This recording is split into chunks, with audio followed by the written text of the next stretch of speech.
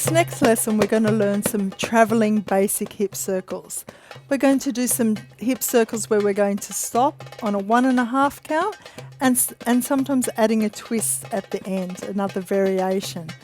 So starting clockwise from the left to right, we're going to step to the right. So we're going to start 1.5, 1.5, 1.5, 1.5, and 1.5, 1.5, 1.5, 1.5, 1.5, 1.5, and last one, we're going to add a twist on the half count. So we're going to go 1 and twist, and 1 and twist, 1 and twist. Let's take it a bit faster.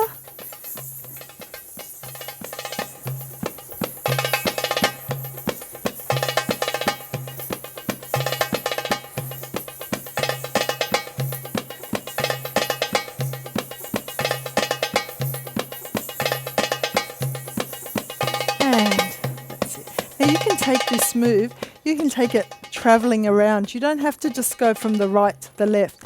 So while you're practicing, have a look at moving from the right to the left, but also moving back and forward, and maybe even try taking it around in a circle while you're moving in that sequence. So that's the end of this lesson.